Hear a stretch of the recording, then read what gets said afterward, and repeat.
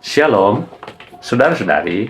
Dalam video ini, saya akan membagi pengetahuan mengenai apa yang saya dapatkan dalam buku ini yang berjudul Injil bagi Free Thinker. Penulisnya adalah Michael Densmore. Nah, jumlah halaman dari buku tersebut sebanyak 54 halaman. Penerbitnya adalah Momentum Christian Literatur. Nah, secara garis besar, sebagai awal komentar saya mengutip dalam kitab Injil Matius 28 ayat 19. Karena itu, pergilah, jadikanlah semua bangsa muridku, dan baptislah mereka dalam nama Bapa dan Anak dan Roh Kudus. Nah, ini merupakan amanat agung Yesus yang menyatakan kepada para muridnya sebelum mereka melanjutkan tugas pelayanan berikutnya, bahkan juga sampai kepada kita, yakni memberitakan Injil. Nah, walaupun Injil tersebut sudah dan sedang disebarkan ke ujung bumi, mulai dari era zaman gereja mula-mula sampai saat ini, tetapi seiring perubahan zaman, khususnya era sekarang, gereja bukan lagi menghadapi tantangan-tantangan dalam penginjilannya. Nah, seperti misalnya karena faktor kendala geografis atau bahasa. Namun, ada tantangan terkini yang sebenarnya disadari atau tidak bagi kita semuanya. Ini sebenarnya datang dari pandangan kaum muda Kristen yang keluar dari persekutuan gereja dan membentuk suatu komunitas apa yang disebut dengan free thinker. Nah, kaum ini tidak lagi menganggap diri sebagai penganut agama, melainkan hanya mengutamakan hubungan spiritual mereka dengan Allah. Seorang free thinker menyebut dirinya hanya berstatus rohani, tetapi tidak agamawi. Dan inilah tantangan bagi gereja, bagi kita semuanya, terhadap kaum pemuda zaman era modern untuk melayani kembali orang-orang ini dan yang menamakan dirinya kaum free thinker. Pertanyaan rohani dari kaum free thinker ini nampaknya sedikit berbeda dengan pertanyaan rohani zaman-zaman sebelumnya. Kita harus bisa mengidentifikasi pertanyaan rohani mereka dan menggemas Injil untuk menjawab agar kabar sukacita atau Injil ini dapat relevan dan mengena bagi kehidupan free thinker untuk berbalik kepada Tuhan. Nah, buku ini mau mengajak kita untuk memahami siapa sebenarnya kaum free thinker ini dan bagaimana konteks penginjilan kepada mereka, serta bagaimana mereka kita berikan strategi-strategi serta kiat-kiat pemberitaan Injil tersebut. Nah, saudara-saudara, jika kita memahami situasi ini dan giat memberitakan Injil dengan cara yang tepat, maka saya percaya kuasa Allah akan menarik banyak jiwa yang akan kembali datang kepadanya. Buku ini sangat menarik untuk kita baca sebagai perenungan bagi kita warga gereja, utamanya para rohanian dan aktivis gereja, untuk melihat bagaimana pelayanan kita terhadap kaum pemuda atau kaum remaja yang kita layani bersama-sama. Saudara-saudara, isi dalam buku ini di mana sang penulis tersebut mengalami keresahan bahwa di dalam gereja, khususnya bagi para pemuda era media saat ini, di mana untuk mewartakan kabar baik tersebut, penulis melihat gereja era sekarang terlalu lambat dan terkesan sudah kuno dalam menyelesaikan pelayanan untuk mengimbangi perubahan terhadap pemuda. Penulis mengkritisi kepada para pembacanya bahwa pelayanan yang dilakukan sekarang ini masih menggunakan metode dari generasi zaman dulu yang menurutnya tidak lagi relevan bagi kebutuhan generasi muda saat ini. Hal ini telah mengalami dampak dari generasi sekarang, bahkan telah menolak Injil dan meninggalkan gereja karena mereka menganggap gereja tidak lagi relevan terhadap keinginan mereka. Untuk lebih dijelaskan dari buku ini, kita perlu mengetahui dulu apa sebenarnya pengertian free thinker yang tadi saya sudah sampaikan menurut catatan dari penulis buku tersebut. Nah, seperti pada halaman 9, Michael Densmore, sang penulis buku ini menjelaskan bahwa pengertian dari free thinker menurut kata orang adalah orang yang berpikir dengan bebas. Namun di sini penulis meresponi bahwa pengertian tersebut merupakan arti yang harafiah. Di samping arti tersebut juga Ada juga yang mengatakan bahwa free thinker adalah orang yang memiliki pikiran yang sekuler dan memandang bahwa agama formal hanyalah untuk kaum orang tua saja. Namun di sini lagi penulis menanggapi bahwa free thinker memandang agama sebagai kepercayaan yang tidak lagi relevan untuk dunia sekarang. Free thinker telah memilih beriman kepada Allah dengan cara mereka menolak agama yang resmi.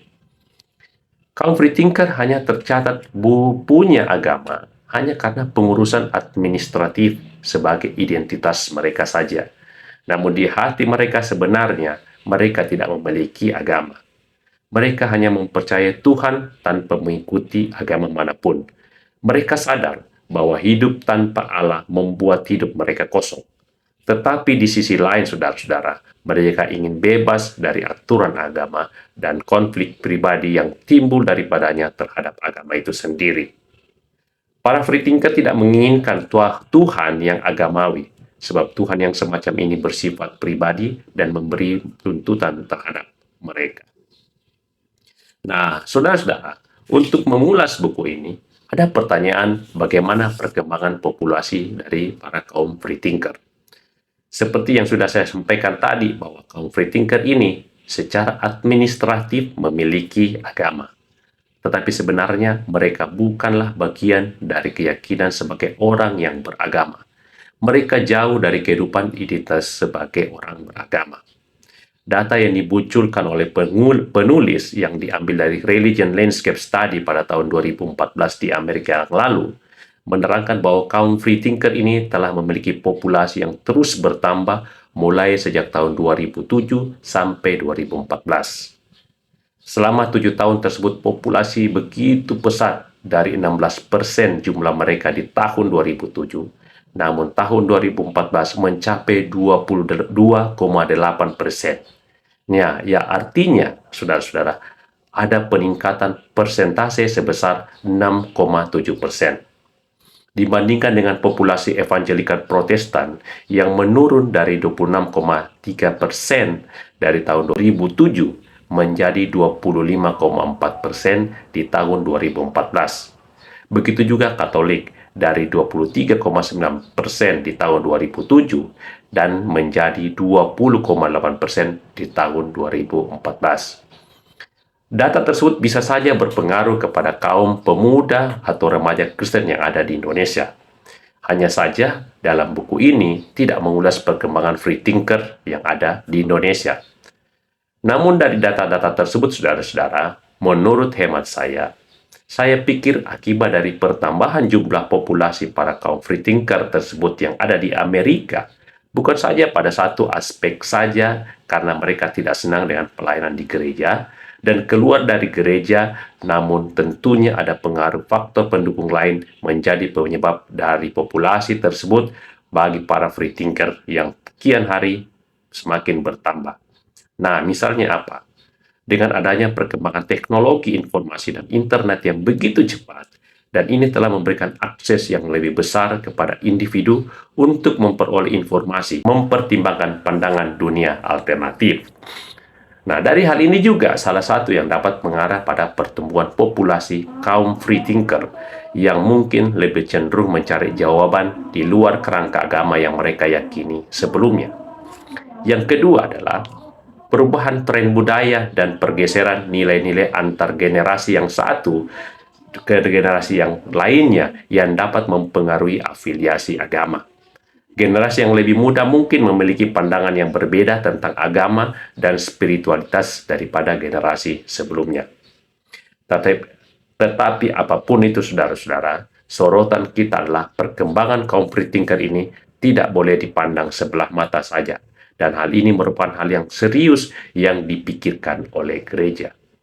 Kemudian dalam buku ini, menurut penulis, ada hal yang cukup menarik menurut saya, di mana penulis melihat bahwa dalam kaitan pada pandangan manusia mengenai Allah telah mengalami hal perubahan besar dari generasi ke generasi. Nah, ini kita bisa lihat di halaman yang keempat dari buku ini. Nah, pandangan pertama menurut penulis adalah Allah itu dipandang seperti penguasa. Diceritakan bahwa setelah Perang Dunia Kedua, manusia melihat Allah sebagai penguasa di sorga. Allah memberi segala perintahnya dan manusia harus tunduk kepadanya. Jadi kalau ada yang tidak patuh, maka Allah akan marah dan menghukum. Di sini penulis melihat dengan hal pandangan pertama ini mengakibatkan banyak orang yang merasa takut dengan Tuhan. Dan penginjilan yang dilakukan oleh orang-orang yang hidup di zaman tersebut memberikan penginjilan berkisar pada rasa takut akan dihukum oleh Allah.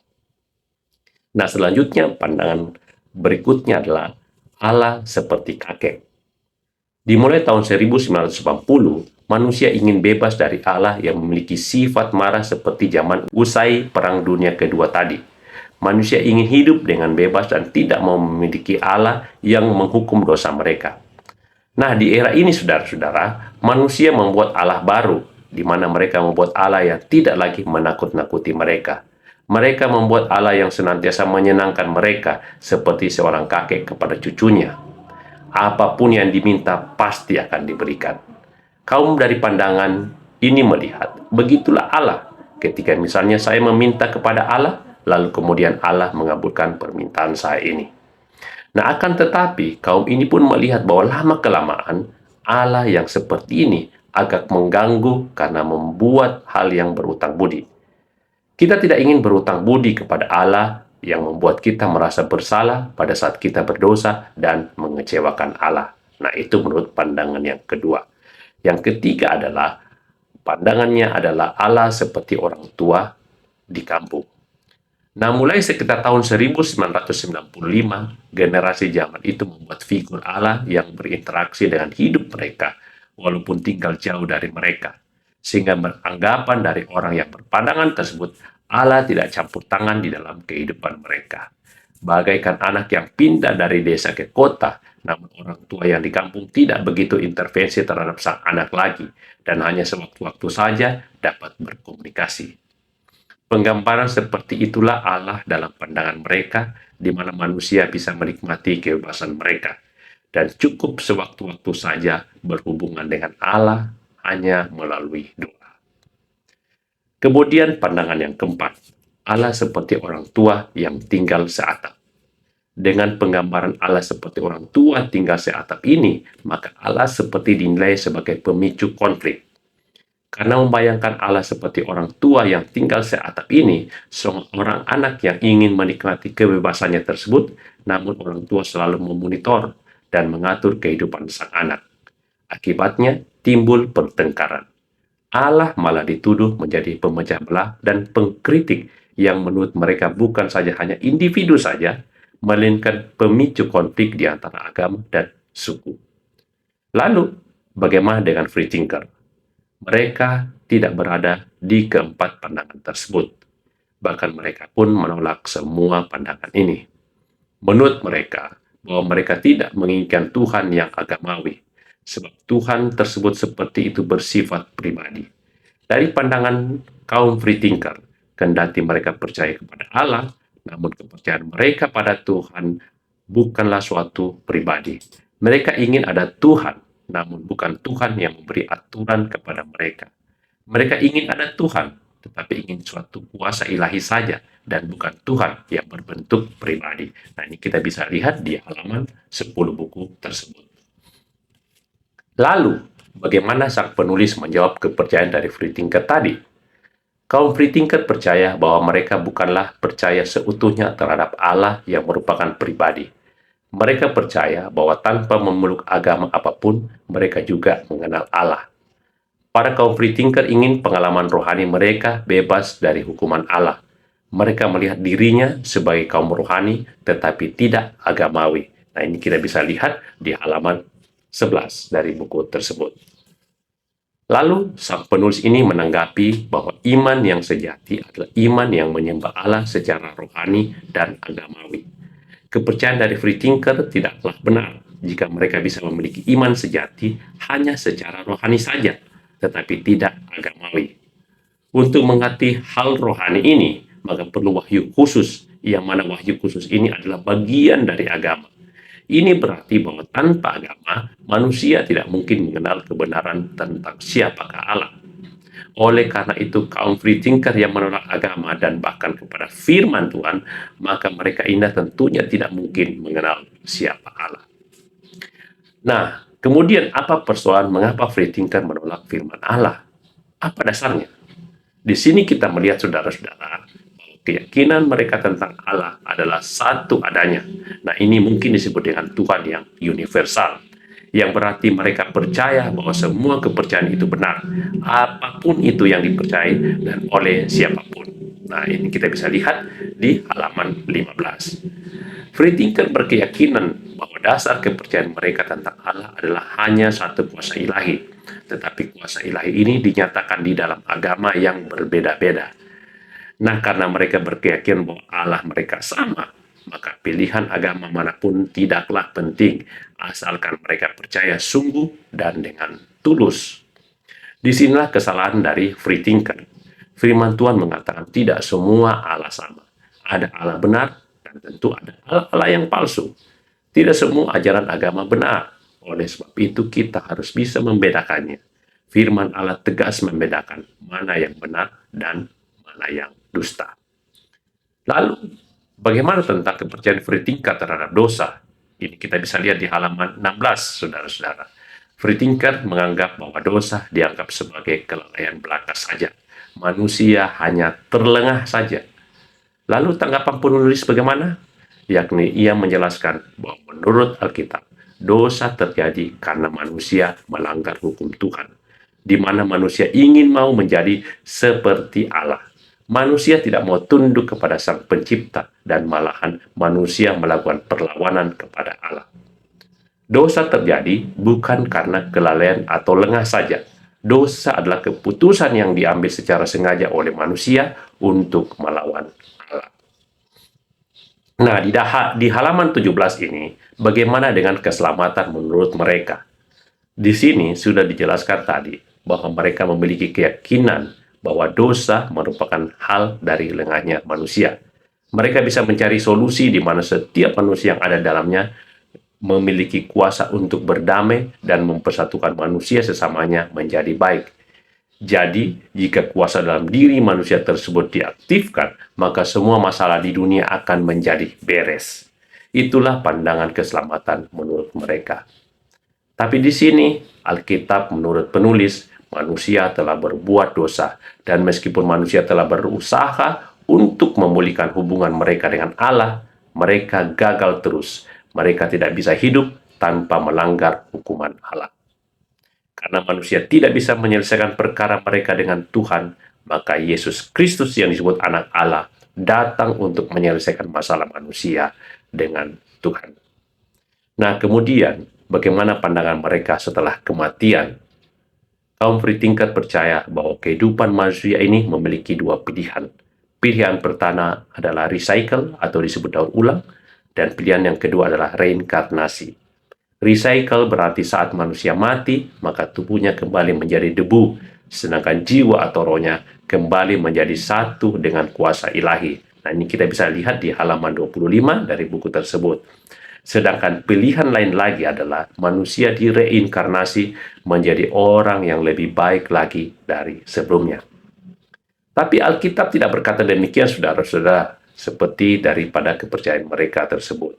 Alkitab berkata bahwa manusia hanya satu kali mati dan selanjutnya dihakimi. Nah, ini kita bisa lihat di Ibrani pasal 9 ayat 27. Dan Alkitab tidak pernah mencatat adanya peristiwa reinkarnasi. Dari hal-hal tadi yang sudah saya sampaikan, dari apa yang telah diuraikan oleh penulis buku tersebut, lalu penulis menceritakan ketika pernah bersama-sama dengan para free thinker. Dari kebersamaan setelah mereka bertukar pikiran dengan mereka, di sini penulis telah menemukan beberapa poin bagi kita yang bisa didapatkan sebagai catatan agar kita terus mempererat dan mempertahankan persatuan para kaum muda dan remaja kita yang ada di gereja kita masing-masing. Beberapa hal ketika penulis melakukan penginjilan kepada kaum free thinker ini, di mana untuk memperkenalkan kabar sukacita tersebut, ia melakukan beberapa hal, saudara-saudara. Yang pertama ia lakukan adalah ia berpartisipasi dalam kehidupan mereka. Seperti apa? Penginjilan tidak langsung pada poin pokoknya, namun dilakukan secara bertahap. yakni ia mengawali dengan melalui hobi yang sama, mengajak ikut dalam komunitas yang butuh suasana yang menyenangkan, karena para free thinker tersebut sebenarnya butuh komunikasi, dan itu kita bisa wujudkan dengan mengundang mereka masuk dalam komunitas-komunitas yang tulus hati dan menyenangkan. Nah, ini kita bisa lihat di halaman 38. Yang kedua, pengalaman dari penulis adalah memperlihatkan komunitas berbasis anugerah dan bukan hukuman. Anggapan para kaum free thinker bahwa mereka berpendapat agama pada umumnya dan khususnya kaum Kristen itu suka dengan istilah menghakimi. Maka itu penginjilan dapat mencontoh daripada Yesus yang bertemu dengan orang berdosa. Yesus memberi anugerah kepada mereka. Yesus bersabar terhadap mereka dan mengajak mereka untuk keluar dari kegelapan mereka kepada terang. Yang ketiga dari pengalaman penulis adalah kesaksiannya dalam bersifat pribadi. Nah, kaum free thinker menganggap bahwa agama sebagai peraturan dan dogma yang tidak memiliki relevansinya bagi kehidupan mereka. Maka dari pernyataan itu, penginjilan yang efektif adalah bisa melalui suatu cerita mengenai pergumulan yang dihadapi, di mana dari pergumulan kita ini, tentunya kita tidak bisa melakukan apa-apa, namun disitulah Tuhan memberikan jawaban atas pergumulan tersebut. Nah, di sini, saudara-saudara, kesaksian inilah yang akan mengubah konsep mereka tentang agama, dan mereka akan mulai mengerti bahwa kekristenan bukan saja sekedar aturan dan larangan saja, namun adanya hubungan atau relasi dengan Allah. Penginjilan bagi free thinker di sini lagi menurut penulis sebenarnya terletak pada penekanan akan rasa penyesalan dari mereka, karena apa yang mereka dapatkan di dunia ini tidak mereka capai sesungguhnya. Nah, bagaimana maksudnya, saudara-saudara? Pada umumnya, orang Kristen selalu memulai pembukaan akan penginjilan ini dengan frase, "Semua telah berdosa." Dalam buku tersebut dijelaskan bahwa kaum free thinker ini sebenarnya tidaklah relevan atau nyambung dengan kehidupan mereka selama ini. Mereka tidak tahu apa itu dosa, bahkan tidak percaya apa itu dosa, dan mereka tidak pernah memakai istilah tersebut dalam kepercayaan mereka. Mereka menyangka, saudara-saudara, bahwa perbuatan yang berdosa seperti homoseks bukanlah suatu pelanggaran dosa menurut pandangan mereka. Bahkan bersetubuh dengan pacar itu bukanlah suatu dosa, dan mereka berpendapat bahwa semua itu adalah hal yang biasa saja. Nah, disinilah di dalam memberitakan kabar sukacita itu, penyajiannya dapatlah disesuaikan dengan alur pertanyaan rohani mereka. Contohnya yang diberikan oleh penulis yang terjun langsung dalam penginjilan tersebut adalah meminta mereka membicarakan perjalanan rohani mereka. Di sini penulis tidak mau menghakimi pengalaman rohani mereka yang tidak sesuai Alkitab. Penulis mengatakan bahwa penulis pernah mengalami pengalaman rohani yang istimewa. Pengalamannya dalam hal kelimpahan yang sejati dalam hidupnya. Dari hal ini, free thinker pun dapat menjadi tertarik dengan pengalaman rohani dari penulis tersebut. Penulis memberikan kesempatan kepada free thinker ini tentang apa artinya hidup berkelimpahan. Setelah penginjilan tersebut, baru penulis bertanya kepada free thinker, apakah hal-hal itu bisa memberikan hidup berkelimpahan dan bahagia? Tujuan dari pertanyaan ini adalah agar menyadari mereka terlebih dahulu bahwa kepercayaannya yang dimiliki saat itu tidak menyelesaikan masalah rohani mereka. Nah, ini kita bisa lihat di halaman 47. Setelah dia sadar bahwa kepercayaannya begitu hampa, maka penulis pun mengambil alih semua percakapan itu, dan ia menyampaikan bahwa kita pada dasarnya semua mencari hidup berkelimpahan. Kebanyakan orang mencari hidup berkelimpahan ini dari hal-hal yang tidak bisa memuaskan kita. Nah, disinilah penulis tidak langsung bicara tentang dosa, tapi ia mengangkat kalimat Yesus dan untuk menjawab pertanyaan rohani mereka tentang penyesalan rohani mereka. Yesus berkata, "Aku datang supaya mereka mempunyai hidup dan mempunyainya dalam segala kelimpahan." Nah, ini berarti Yesus datang ke dunia untuk memberi suatu kualitas hidup kepada kita. Jadi, saudara-saudara, dalam penginjilan, buku ini mau menyampaikan kepada kita bahwa kita tidak harus selalu langsung berbicara tentang dosa. Free thinker menginginkan suatu kehidupan atau pengalaman rohani yang memuaskan, tapi mereka tidak bisa mendapatkannya. Sehingga kita mengarahkan mereka untuk menyesal terhadap apa yang dilakukan dan mengarahkan kepada Yesuslah sang pemberi jawaban bagi mereka. Dari hal-hal yang telah saya sampaikan ini, saudara, Buku ini sangat baik bagi kita untuk dibaca, khususnya bagi seluruh para rohaniawan Kristen dan aktivis gereja, khususnya yang menangani para pemuda-pemudi dan remaja Kristen yang terus bertumbuh, baik secara fisik maupun rohani mereka. Buku ini ulasannya sangat sederhana, saudara-saudara, dan mudah dipahami bagi kita setiap pembacanya. Dari hal ini, respon terhadap buku tersebut, saya menyimpulkan dengan melihat bahwa memang pendampingan terhadap kaum pemuda diperlukan pendekatan yang bijaksana untuk berakar dalam iman sambil membuka ruang pikiran mereka dengan memberikan beberapa hal yang menurut saya bisa kita terapkan atau kita bisa lakukan bagi kaum muda-mudi, bagi kaum remaja di gereja kita, agar mereka tidak menjauh dari gereja, apalagi menjadi free thinker. Nah, hal yang pertama adalah kita sebaiknya membuka ruang untuk pertanyaan terkait konsep-konsep agama tanpa mereka merasa takut dihakimi atau diabaikan. Yang kedua, kita bisa memastikan agar pemuda memiliki pemahaman yang kuat tentang ajaran-ajaran dasar iman mereka. Ini termasuk pemahaman tentang kitab suci dan doktrin gereja yang benar. Yang ketiga, kita dapat menjadi teladan dalam iman dan praktik kerohanian bagi mereka dengan menunjukkan kepada mereka bagaimana iman memberi kita kekuatan, kedamaian, dan makna dalam hidup kita sehari-hari. Yang keempat, kita dapat membuat lingkungan yang mendukung mereka baik di gereja atau dalam kelompok pemuda, di mana mereka merasa didukung, mereka merasa didengar, dan mereka merasa dihargai dalam perjalanan kerohanian mereka. Yang kelima, kita bisa mengaktifkan mereka dalam pelayanan gereja dan pembelajaran agama. Dan yang terakhir, kita selalu mendoakan mereka agar diberi kebijaksanaan, kekuatan, dan kekuatan rohani dalam perjalanan iman mereka. Nah, tidak hanya ke saudara-saudara keunggulan dan kesimpulan yang bisa dapatkan pada buku ini, tetapi ada hal yang dapat disarankan sebagai sebuah buku terhadap kelemahannya adalah karena secara umum, kalau saya melihat buku ini merupakan pengalaman dari sang penulis yang dituangkan dalam tulisannya, sehingga tidak ada rujukan dari referensi buku lainnya. Saya pikir, saudara-saudara, kita perlu pembanding dalam setiap apa yang kita tulis agar bisa terjadi keseimbangan dalam penulisan tersebut. Nah, itu saja yang saya uraikan di dalam buku ini, yang bisa saya sampaikan terkait apa yang saya dapatkan, apa yang saya baca. Semoga dapat menjadi berkat bagi kita semuanya. Dan Tuhan Yesus mengasihi kita semuanya. Shalom.